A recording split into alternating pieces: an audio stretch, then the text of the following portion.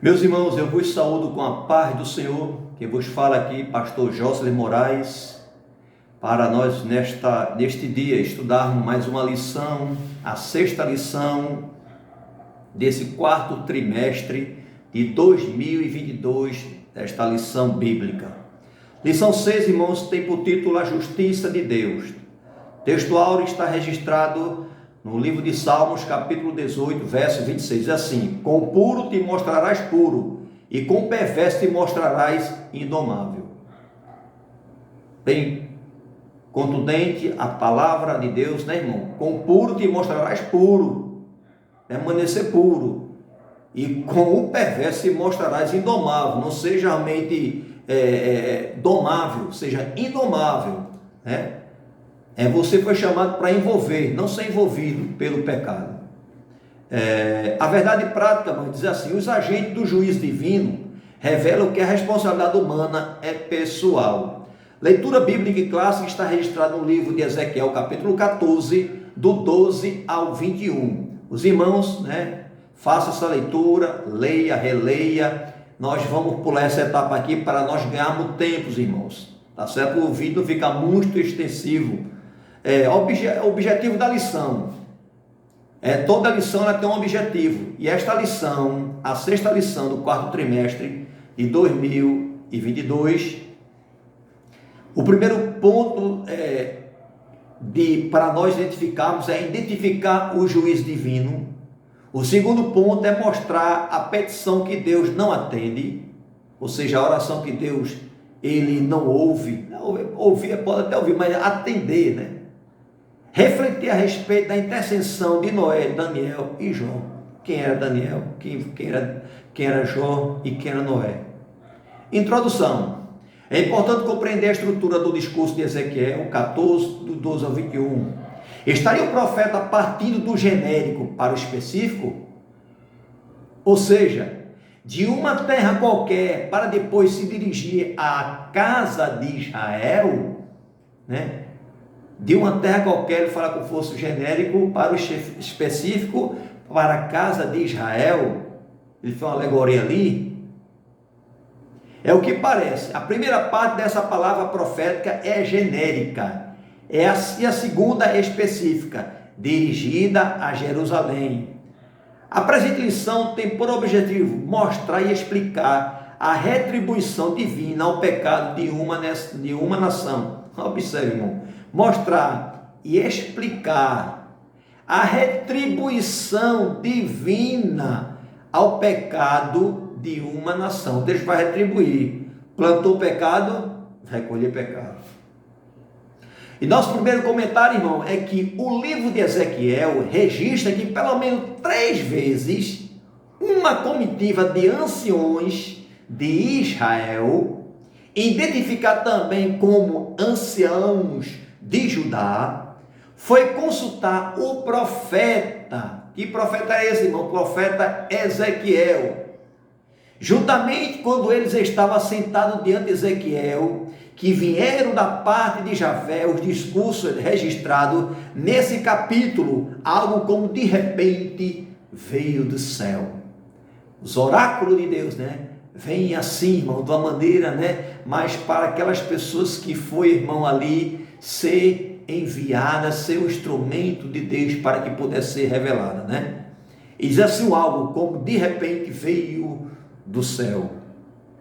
A palavra-chave, irmão, dessa sexta lição é justiça. Deus, ele é justo, irmão. Deus, ele não é injusto para com o justo. Amém, irmãos? E o primeiro ponto da lição fala sobre a identificação do juízo divino. A identificação do juízo divino. Uma leitura atenta dos profetas do Antigo Testamento nos ajuda a compreender as ações de Deus concernente à retribuição ao pecado. Primeiro subponto do primeiro ponto diz assim: o discurso profético.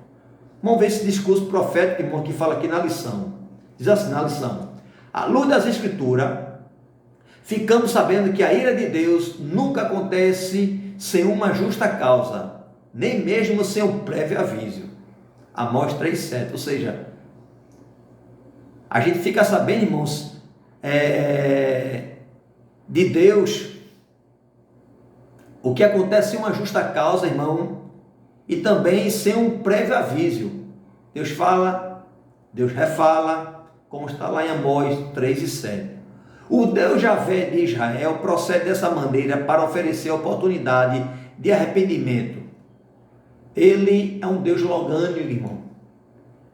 E Deus, ele procede ali, irmão, avisa, né? Mas quando ali chega o tempo, irmão, da paciência, o tempo de Deus, irmão, para agir, para ele efetuar o prazo, irmão, quando está inspirado por Deus, irmão, não tem oração de justo, não tem que seja, porque ele cumpre, irmão, ele livra os seus, tá certo?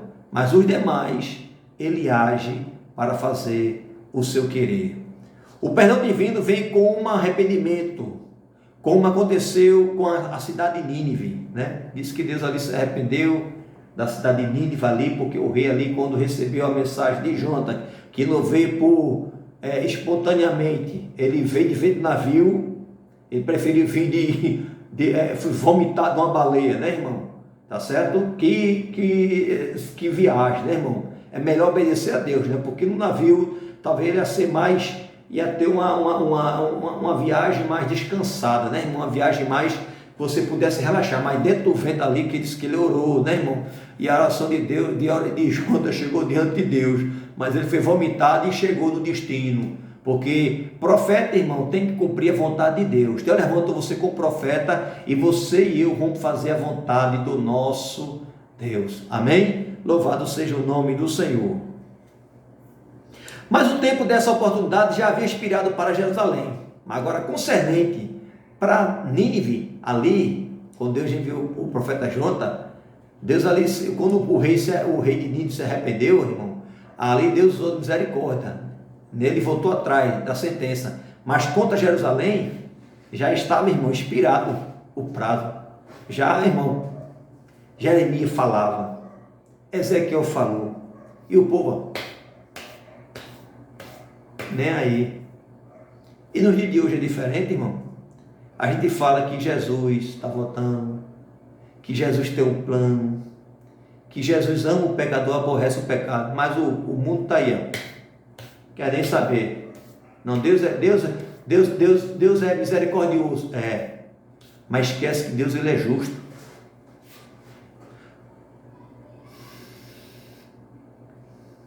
A vontade de Javé é abençoar o seu povo e restaurar a sua herança, mas com uma ajuda quem não quer se ajudar.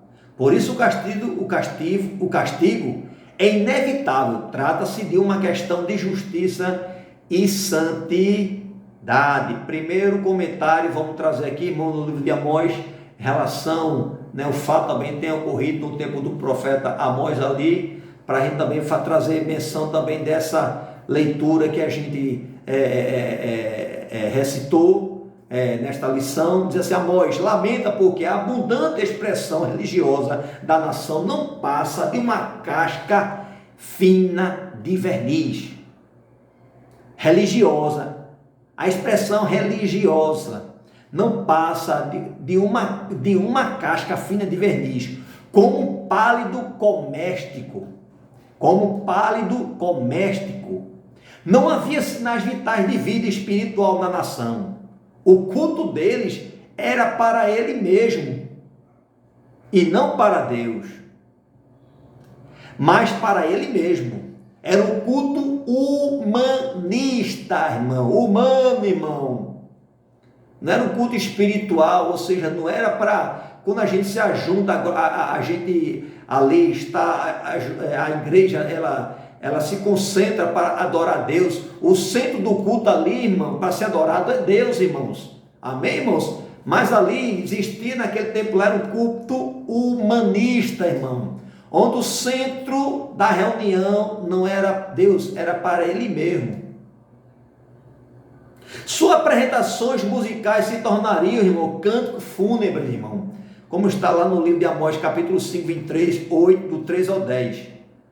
3 e o versículo 10. 8, capítulo 8, versículo 3, versículo 10.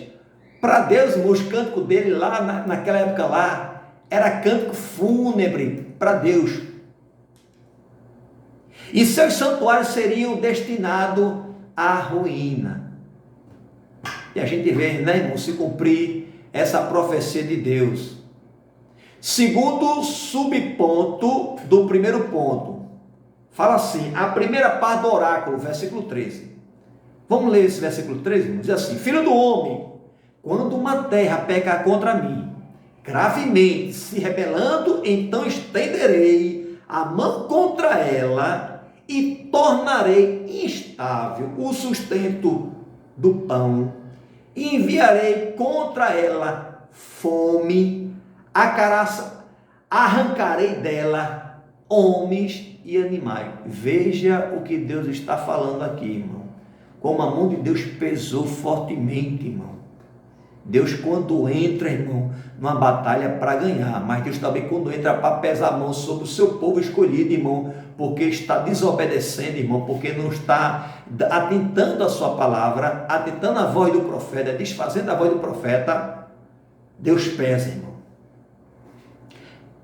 Diz assim a lição, a expressão, quando uma terra pecar contra mim, pode-se aplicar a qualquer povo, em qualquer lugar e época.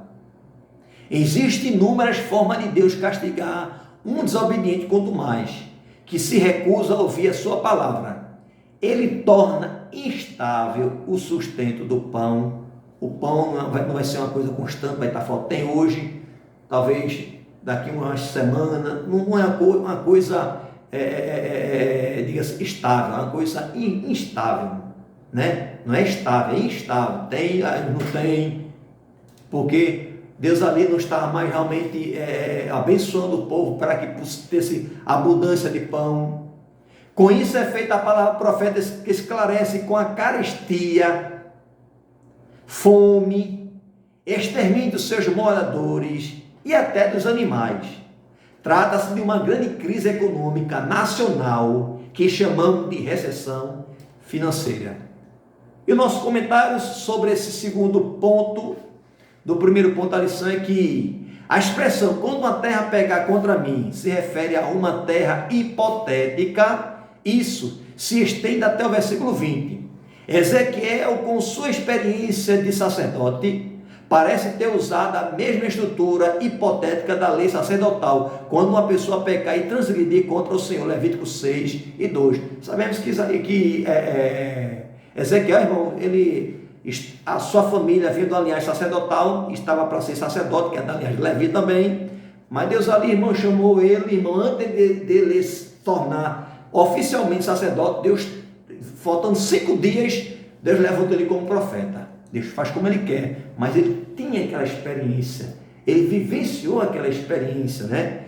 E assim disse, assim declarou Javé, aquele destinado para a morte, e aquele destinado para a espada, e aquele destinado para a fome, e aquele destinado para a prisão, Jeremias 15:2 tem essa expressão. Terceiro subponto do primeiro ponto, diz assim, descrição dos agentes do juízo divino, versículo 17 e o versículo 21. Vamos recapitular esses 2 versículos, irmão, aqui, para a gente trazer, para ficar bem claro aqui. Versículo 17. Ou, se eu trouxer a espada sobre a tal terra e disser, espada, passa pela terra, e eu arrancar homens e animais, versículo 21, porque assim diz o Senhor Jeová, quanto mais, se eu enviar os meus 4 maus juízos, a espada, e a fome, e a nociva, elimárias, e a peste contra Jerusalém, para arrancar delas homens e animais. É o juízo de Deus. E a gente vê que na lição diz assim, é Javé que manda as chuvas e fertiliza a terra e os campos. E o povo estava buscando Baal. Ao invés de agradecer a Deus, eles agradeciam e abençoavam a colheita a Baal. Oséias 2:8. Triste, irmão. Triste. Quando a gente escuta até de um ímpio, né, que não tem o esclarecimento, né, E já até tem crente, irmão, que precisa ter realmente do renovo espirituosamente. Eita, manda Pedro chuva. Pedro manda nada, irmão.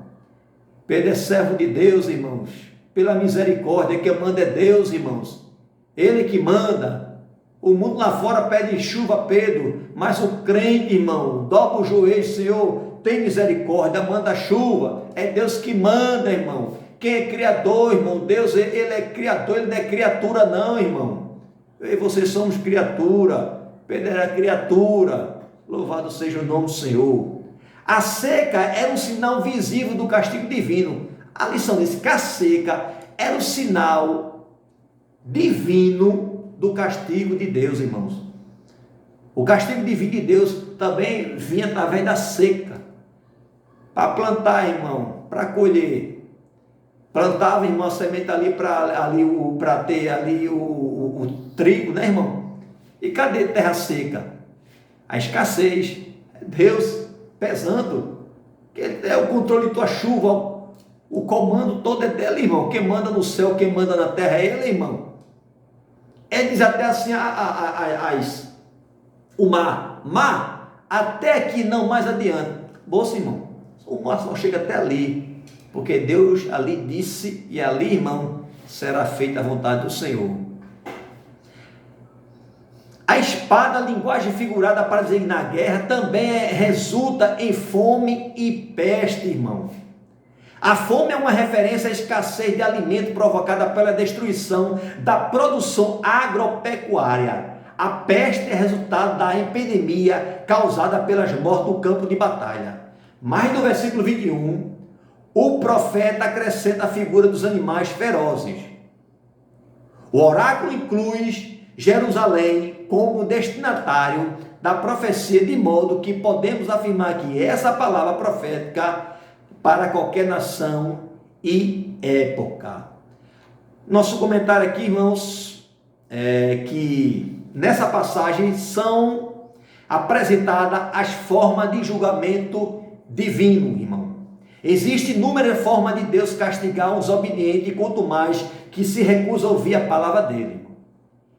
Ele faz isso com os animais selvagens. Se eu fizer passar pela terra animais selvagens, e eles desvatarem assim que fique assolada, e ninguém possa passar por ela, por causa das feras com a guerra, ou se eu fizer via espada sobre essa terra, e disser, espada, passe pela terra, e eu eliminar dela pessoas e animais, e com a pestilência, ou se eu enviar a peste sobre a terra e derramar o meu furor sobre ela com sangue para eliminar dela as pessoas e animais, o julgamento de Javé aparece também no profeta Jeremias, mas apresentado de forma diferente pela guerra, pela fome e pela peste. Jeremias 14:12. Às vezes, ele acrescenta as feras. Jeremias 5, versículo 6, capítulo 15, versículo 3. Isso aparece com certa frequência também em Jeremias 21 ao 7. Jeremias capítulo 24, versículo 10. Jeremias capítulo 27, versículo 8. Capítulo 29, versículo 18. Mas no versículo 21, irmão, o profeta acrescenta a figura dos animais ferozes. A espada é uma linguagem figurada para designar a guerra e também resulta em fome e em peste. Ezequiel 6:3, 12:7 e ao 15. Capítulo 12, versículo 7 e o 15. É Javé que manda as chuvas e fertiliza a terra e os campos. Jeremias 5:24. Amós 4:7. Em vez de agradecer a Deus, eles agradeciam as abençoadas colheitas a Baal. A cerca era um sinal invisível do castigo divino, como já disse já. A fome é resultado da carestia. Falta de alimento é uma referência à escassez de alimento pela destruição da produção agropecuária. A peste é resultado da epidemia causada pelas mortes nos campos de batalha. A palavra profética esclarece que com a carestia, fome e extermínio de seus moradores até os animais. A gente vê tudo isso, irmão, registrado lá no livro de Mateus, capítulo 24, versículo 7, e lá no livro do Apocalipse, nós também a gente vê, capítulo 6, versículo 8. Segundo ponto da lição, tem sobre a petição que Deus não atende, ou seja, a oração que Deus não atende. Nós encontramos em Jeremias e Ezequiel duas situações hipotéticas de orações intercessórias de justos que Deus não atende. O exemplo de Moisés e Samuel, o de Noé, Daniel e de Jó. Exemplo de intercessão pelo pecado. Deus aceitou poupar a cidade de Sodoma e Gomorra, atendendo a oração intercessória de Abraão. Isso se houvesse pelo menos 10 justos em Sodoma. Gênesis 22. Moisés e Samuel, dois baluartes de Israel, foram atendidos nas petições em favor do povo nos casos de pecado e rebeliões. Deus perdoou o povo reiteradas vezes. Israel se rebelou contra Deus, ainda no Sinai, com o culto do bezerro de ouro, mas Deus perdoou e renovou o concerto com o israelita. Está registrado em Êxodo 34:10. Inspirado nessa experiência dos homens de Deus, que oramos um pelos outros, entendemos e intercedemos pelos pecadores para que eles se arrependam e venham a Cristo. Comentário, irmão. A gente coloca aquela expressão: não se ire, ó Senhor. Agora, porém, Abraão chegava ao fim de sua intercessão. O número justo foi baixado para o ridículo, 10. Antigo intérprete judeu supõe aqui que Abraão tinha boas razões para esperar encontrar esses 10 entre os familiares de Ló. Sem dúvida, entre seus familiares e seus escravos poderia se achar 10 pessoas razoáveis e justas. Ou seja, Abraão estava contando com já pensando que Deus ia destruir lá, realmente 10 justos lá, na sua conta lá, a sua casa, Deus poupasse, né? Seu sobrinho Ló, alguns justos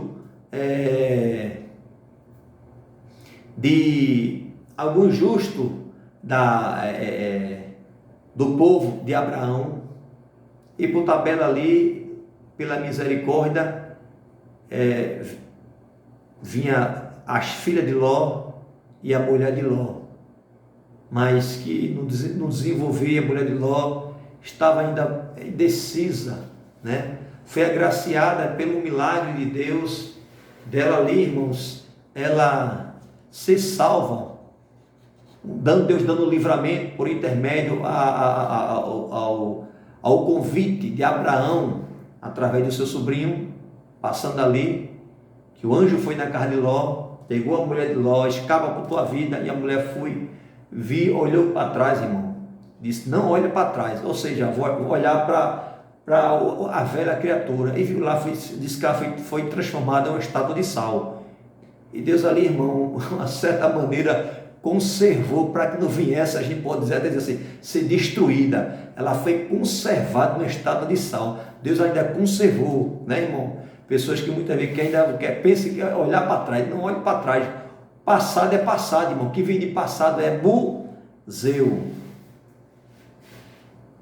A narrativa, porém, é interrompida se dissermos o resultado de uma suposta investigação. Mas o capítulo 19 nos fornece a resposta. Jeová não permitiu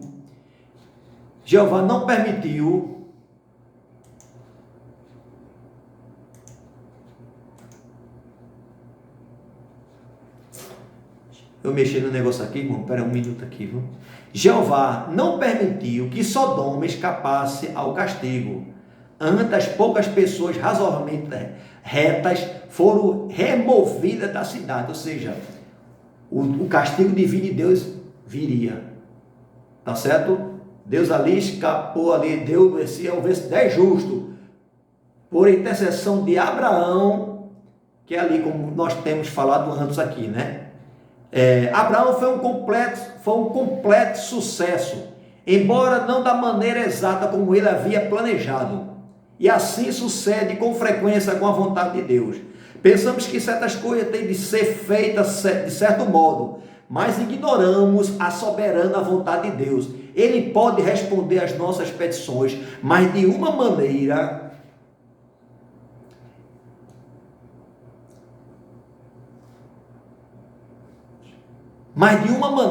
inesperada e melhor.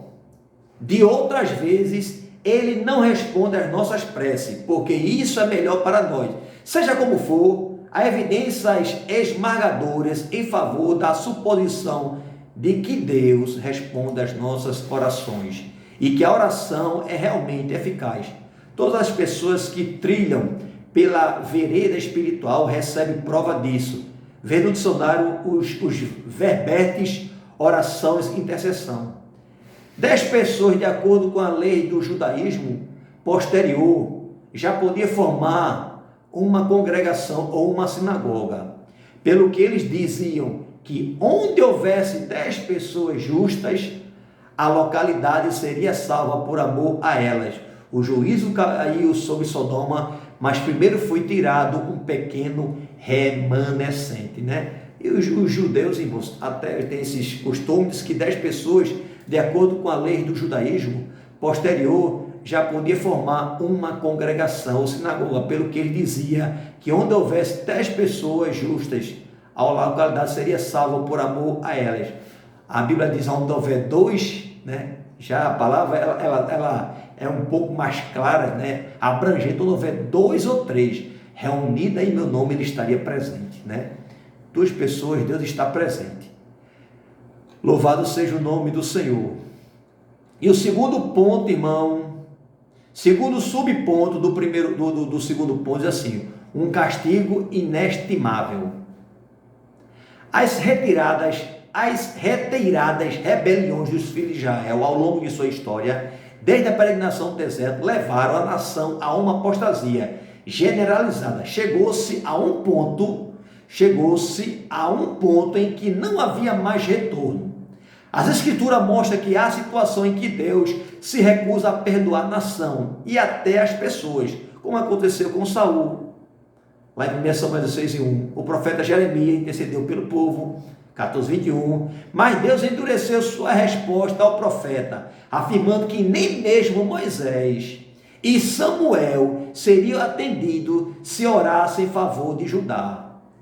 Jeremias 15:1. Você observa que Deus, ele falando, né, irmão Jeremias, que nem mesmo Samuel, Moisés, Deus chamava Moisés de meu servo, né?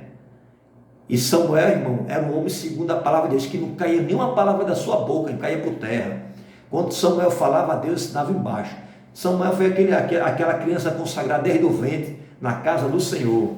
De se ele viesse falar, orar, e Moisés, né, não seria atendido em favor de Judá, porque a ira do Senhor, o prazo já havia expirado.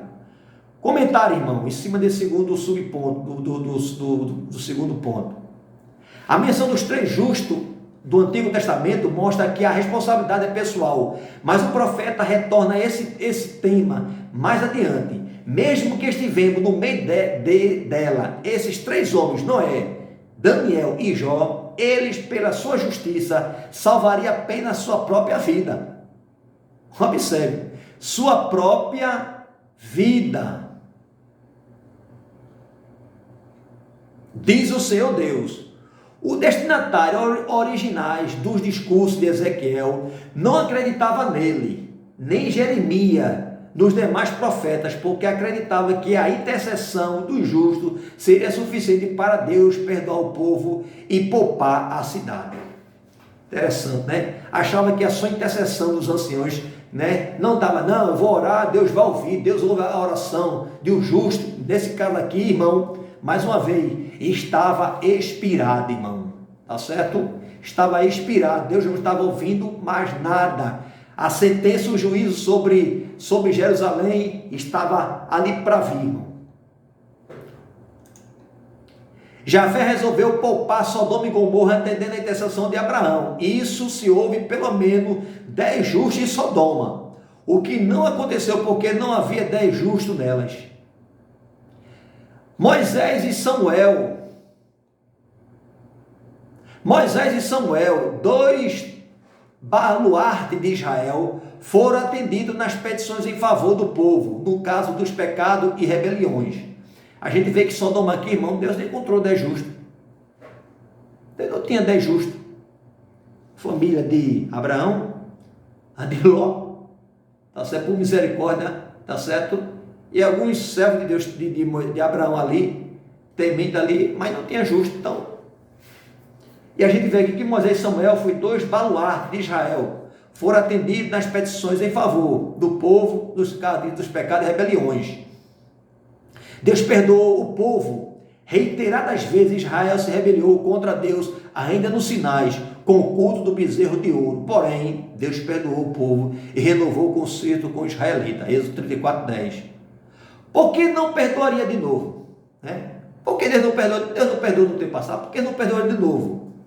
Essa era uma das razões pelas quais as maiorias não acreditavam no juízo divino anunciado pelos profetas. Os contemporâneos de Ezequiel estavam equivocados, pois houve situações em que Deus não perdoou o povo. A reiteradas rebeliões do povo ao longo de sua história, desde a peregrinação no deserto, levaram a nação a uma apostasia generalizada. Chegou um ponto que não havia mais retorno, irmão, como estava a 2 Crônica 36:15, irmão, e o 16.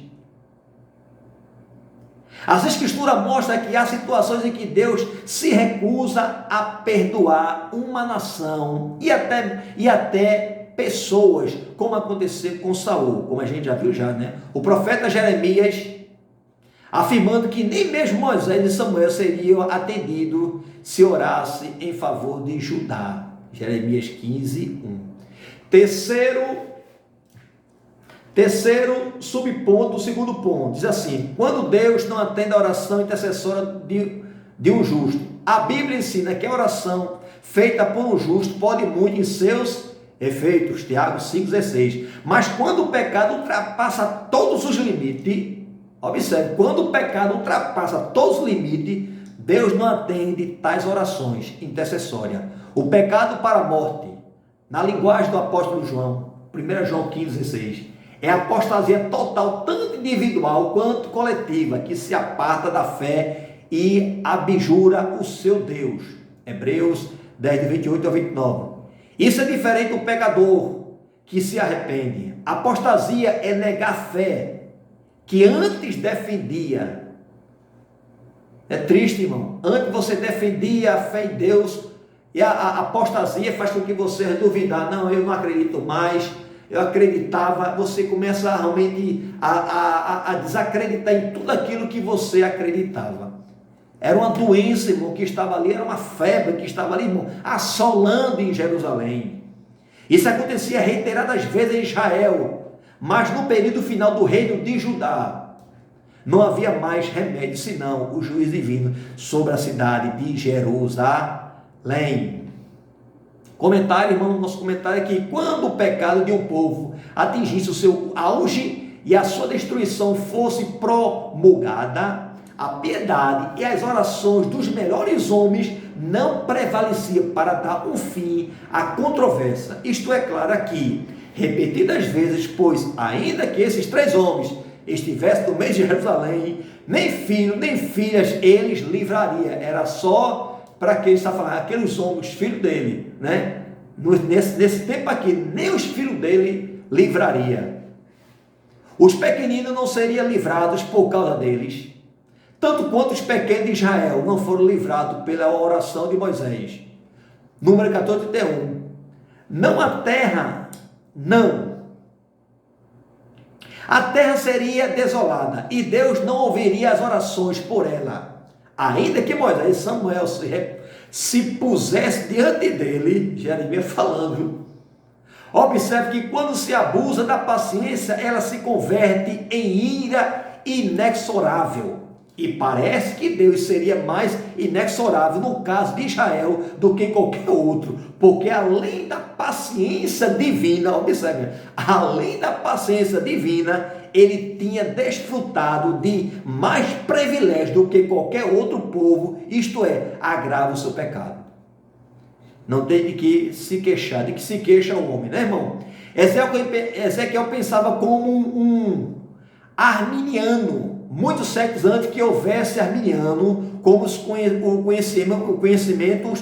conhecemos hoje. Cada pessoa precisa arrepender-se e voltar-se para Deus, e permanecer em obediência moral a Ele, senão seria objeto da ira do Senhor, Deus. Não era suficiente ser israelita, ou filho do melhor israelita. Não passava pela mente de Ezequiel a ideia de que uma pessoa é aceita por Deus por causa de algum decreto de eleição da parte de Deus. O indivíduo é justo somente se ele de fato for justo. Com ou sem aliança, o Senhor olha por indivíduo cujos corações estão verdadeiramente rendidos a Deus e lhe obedecem.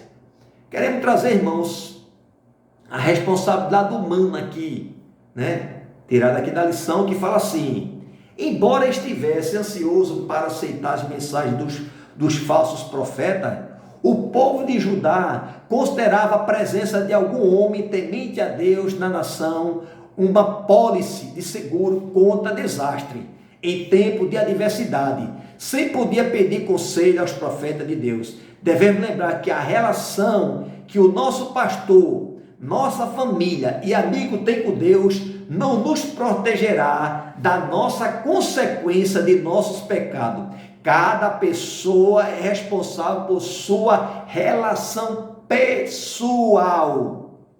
pessoal com Deus. Sua fé é pessoal e real, ou você se apoia naquilo que outros fazem? É uma pergunta. Sua fé é pessoal e real, ou você se apoia naquilo que os outros fazem? É uma pergunta para mim e para você.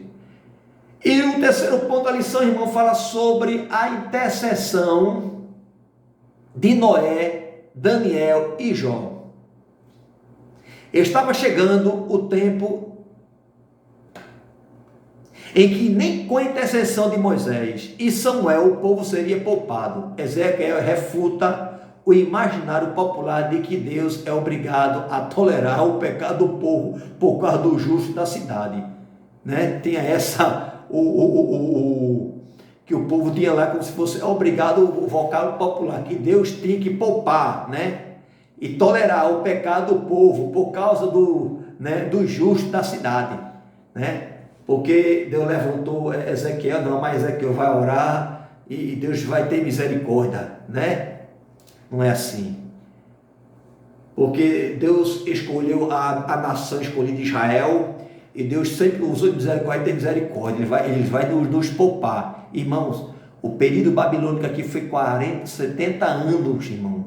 Passou 70 anos, irmão. O povo ali no exílio ali, irmão. 70 anos no exílio babilônico, irmão. Pensou que ia ser uma coisa breve e passou. E Deus permite, irmão, coisa acontecer dessa natureza. Primeiro subponto do terceiro ponto, diz assim: por que o povo rejeitou os profetas? A leitura diz assim, irmão: a geração dos profetas Jeremias e Ezequiel conhecia o relato da destruição de Sodoma e Gomorra.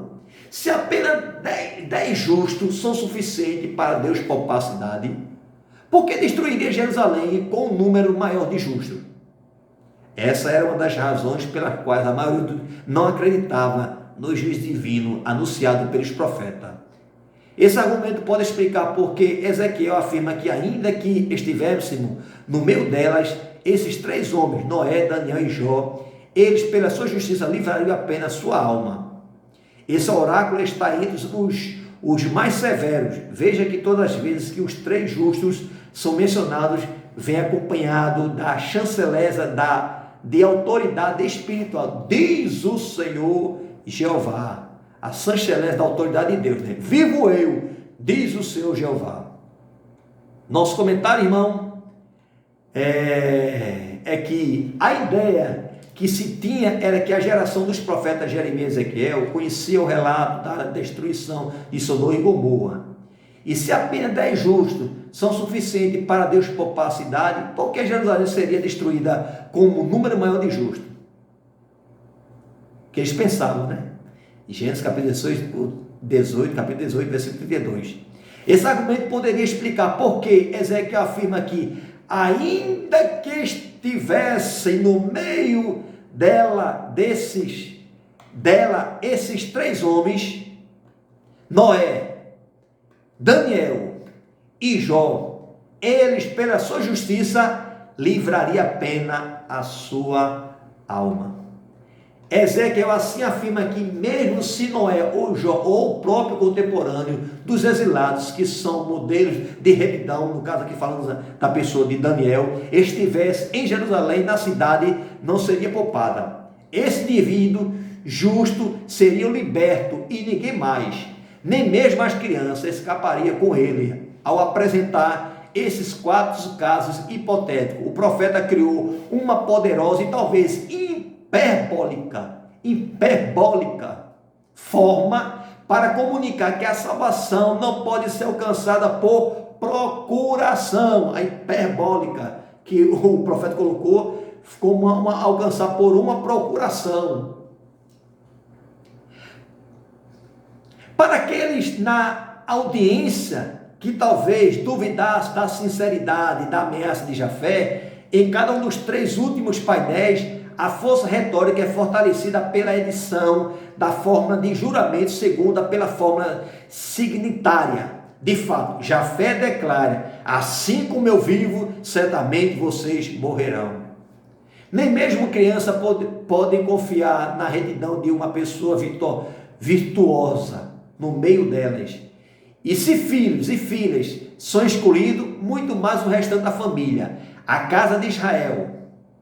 A família de Noé havia escapado do grande dilúvio com ele, mas nenhuma esperança como aquela é mantida aqui. A salvação será determinada pela retidão da própria pessoa, somente nem por laço de família e muito menos pela cidadania israelita. No entanto, ainda que estivesse falado sobre a responsabilidade individual, o interesse de Ezequiel é corporativo. Os pecados de Israel são tão monstruosos que o dilúvio da fúria divina sobre a nação não pode ser impedido. Ou seja, se viesse ali, irmão, tivesse ali naquele momento Noé,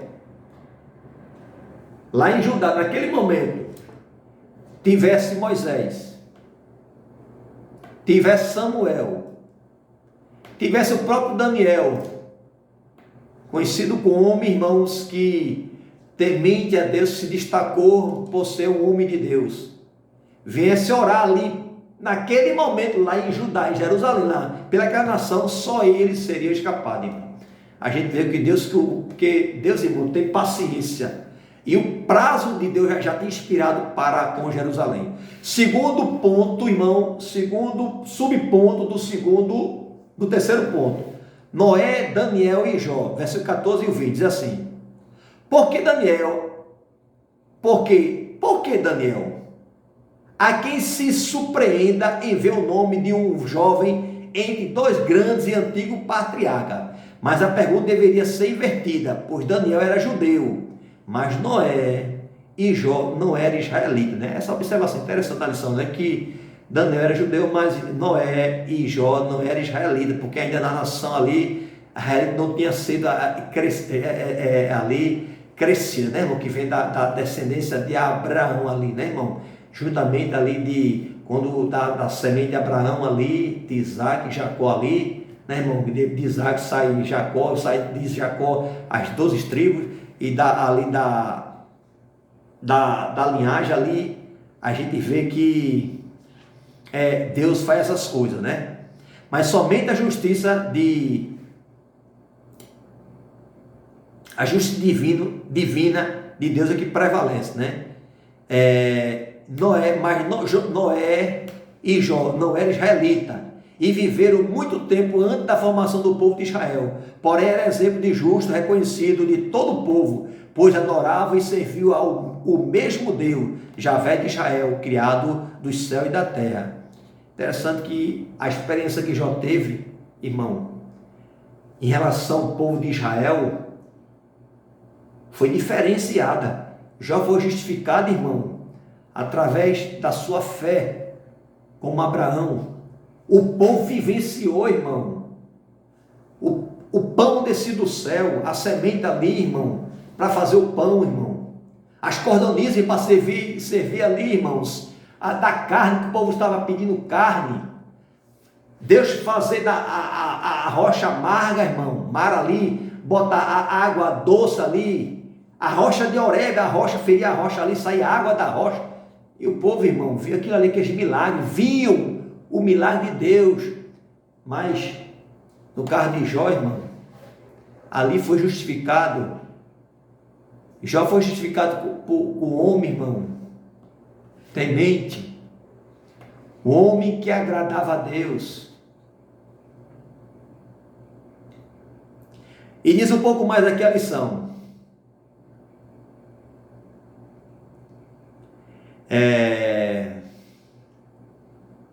Mas somente a justiça de Cristo é extensiva a todos os pecadores que creem. Romanos 3:22. Nosso comentário aqui, irmão, é que faz assim, nosso comentário aqui, trazer para os irmãos aqui, comentário a parte aqui, porque Daniel aparece nesse trio de justo. A quem se surpreende ao ver o nome de um jovem entre dois grandes e antigos patriarcas. Mas a pergunta deveria ser invertida, pois Daniel era judeu